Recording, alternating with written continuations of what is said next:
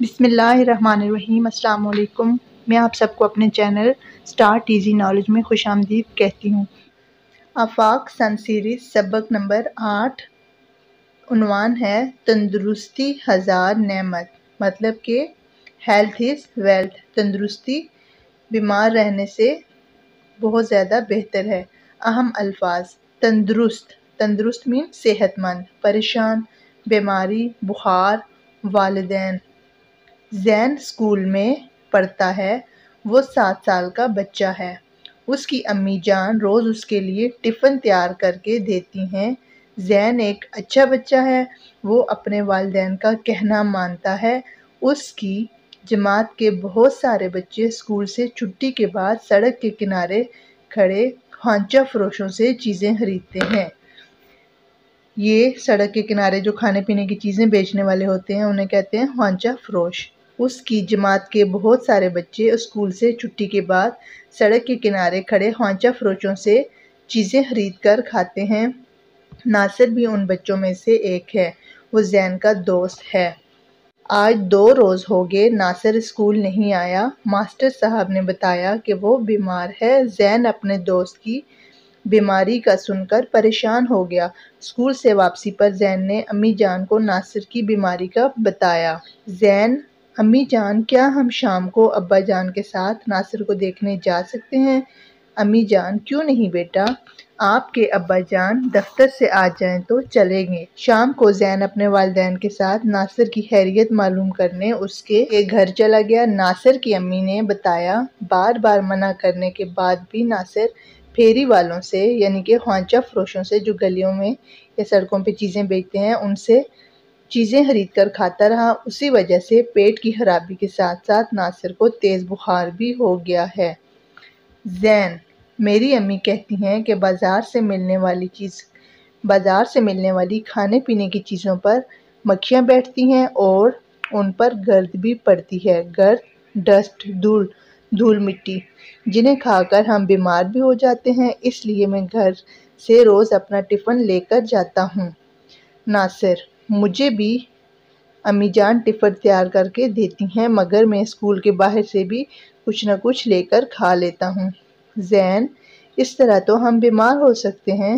ناصر: آپ ٹھیک کہہ رہے ہیں، میں آئندہ خیال رکھوں گا، گھر کی بنی ہوئی صاف ستھری چیزیں ہی کھایا کروں گا تاکہ صحت مند رہ سکوں۔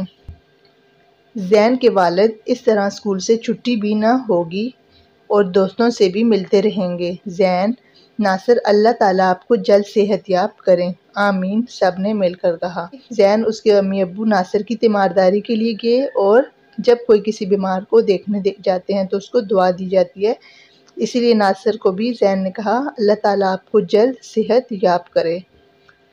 یہاں پر آئے مزید جانیں، کھانا کھانے سے پہلے اور بعد میں ہاتھ اچھی طرح دھونے سے ہم جراثیم سے محفوظ رہ سکتے ہیں، یعنی کہ کھانا کھانے سے پہلے اور بعد میں بھی ہمیں ہاتھ دھونے چاہیے۔ بے شک ہم گھر کا بنا ہوا کھانا بھی کھا رہے ہیں لیکن اس سے پہلے ہمیں اور بعد میں ہاتھ اچھی طرح سے دھونے چاہیے تاکہ ہم جراثیم سے محفوظ رہیں۔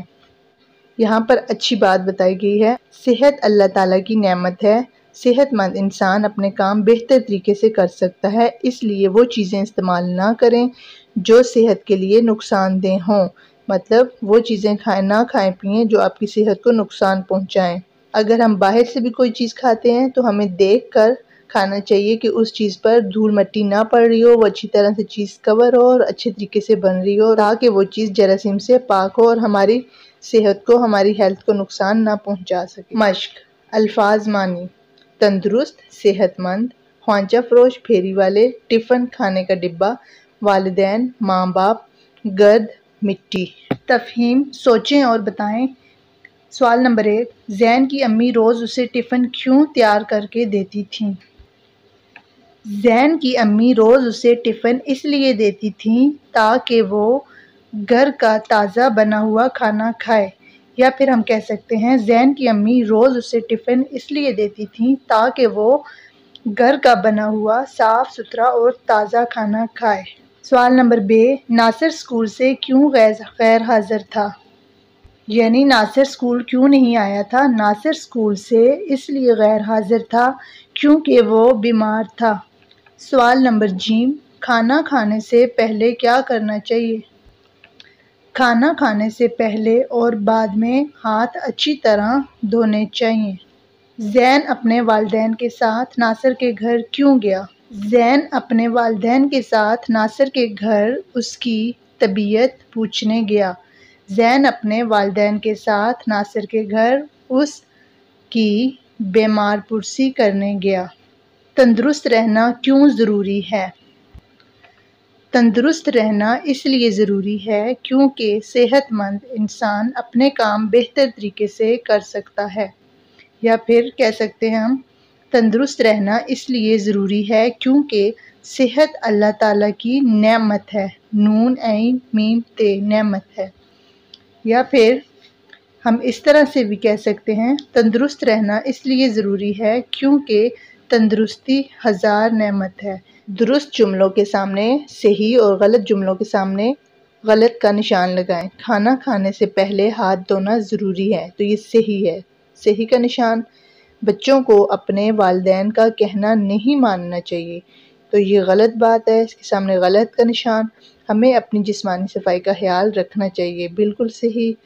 بیمار ہونے سے ہمارے کاموں میں کوئی حرج نہیں ہوتا، غلط۔ الفاظ سازی، مثال کے مطابق حروف کو جوڑ کر لفظ بنائیں اور درست املا سیکھیں۔ پھیری، پھے، یہ، رے، چھوٹی یہ، پھیری، اور یا پھر ایسے بھی ہم لکھ سکتے ہیں، پھے، یہ، رے، چھوٹی یہ، پھیری۔ اس کے بعد ہے پریشان، پے، رے، پے کا آدھی شکل رے، پے، رے، یہ، شین، الف، نون، پریشان۔ اس کے بعد ہے چیزیں، چے، چے کے ساتھ یہ ملایا، یہ کے ساتھ ہی زے، پھر یہ اور نون غنہ کو جوڑ کے لکھ دیا، چیزیں۔ پھر مکھیاں، میم، کھے بنایا، دو کھے ہے تو مطلب کھے کے اوپر شد ہے، مکھیاں، مکھیاں، تینوں۔ اس کے بعد ہے تینوں، تے، یہ، نون، واو، نون غنہ، تینوں۔ زبان دانی، خالی جگہ میں خط کشیدہ الفاظ کی معنیٰ لکھیں۔ چڑیا گھر میں شیر اور شیرنی کو دیکھ کر بچے بہت خوش ہوئے۔ مور سے زیادہ مورنی خوبصورت لگ رہی تھی۔ ہرن گھاس چر رہا تھا اور ہرنی پاس بیٹھی تھی۔ بچوں نے اونٹ اور اونٹنی کی سواری کی۔ ہاتھی نے اپنی سونڈ سے سب کو سلام کیا۔ ہتھنی اس کے ساتھ کھڑی تھی۔ انڈر لائن ورڈز جو بھی تھے ان سب کی ہم نے، یہ مذکر تھے اور ان کے ہم نے مؤنث لکھے۔ یاد رکھیں، یہ کو یہ الف یا نون غنہ سے بدلیں اور واحد الفاظ کی جمع بنائیں۔ یہ جمع بنانے کا ایک طریقہ ہے۔ جیسے اب یہ سوال ہے ہمارے پاس، جملوں کے آخر میں دیے گئے واحد الفاظ کی جمع بنائیں اور خالی جگہ پر کریں۔ باغ میں بہت سی تتلیاں تھیں۔ اس کو ہم نے لام چھوٹی یہ لی، تو اس چھوٹی یہ کو ہم نے یہ الف یا اور نون غنہ لگا کے بدل دیا تو تتلیاں بن گیا۔ کھانے پینے کی کھلی چیزوں پر مکھیاں بیٹھتی ہیں۔ ڈربے میں مرغی، مرغی کی جمع مرغیاں، ڈربے میں مرغیاں شور مچا رہی تھیں۔ مرغی کی جمع مرغیاں۔ چرواہا اپنی بکریاں لے کر چلا گیا۔ بکری کی جمع بکریاں۔ دریا کے صاف پانی میں مچھلیاں نظر آ رہی تھیں۔ مچھلی، مچھلیاں۔ ہے، ہوں، ہیں لگا کر جملے مکمل کریں۔ آگے ہمارے پاس آپشنز دیے ہوئے ہیں۔ زین کی عمر 7 سال ہے۔ میں روز اسکول جاتا ہوں۔ میری امی بہت اچھی ہیں۔ جگہ جگہ تھوکنا بری بات ہے۔ لکھائی کی مہارت، 1 سے 10 تک لفظی و ہندسی گنتی یاد کریں اور لکھیں۔ یہ لفظی گنتی ہے اور یہ ہندسی گنتی ہے۔ انہیں ہم نے یاد کرنا ہے اور لکھنا ہے۔ 1 2 3 4 5، اسی طرح سے یہ بھی آگے لکھی گئی ہے 6 7 8 9 10۔ اسے یاد زبانی کرنا ہے اور لکھنا ہے، لفظی گنتی کو بھی اور ہندسی گنتی کو بھی۔ اب یہ ہمارے پاس عملی سرگرمی ہے، ایک چارٹ بنانا ہے، اس پر متوازن غذا مطلب صحت مند غذا کی تصویریں لگانی ہیں اور جماعت میں اس کو لگانا ہے۔ جس طرح سے ہم پھلوں کی، فروٹ وغیرہ کی لگا سکتے ہیں، گوشت، مچھلی، دودھ، سبزیاں، یہ سب چیزیں متوازن غذا میں شامل ہیں۔ اب جس طرح سے اوپر گنتی کے بارے میں بتایا گیا ہے تو بچوں کی نشستوں کی مدد سے گنتی کی عددی ترتیب کی مشق کروائیں۔ تو ہم بچے کو بتا سکتے ہیں پہلی کرسی ہے، دوسری ہے، تیسری ہے، چوتھی ہے، پانچویں ہے، تو اس طرح سے بچہ 10 تک کر سکتا ہے۔ شکریہ، جزاک اللہ۔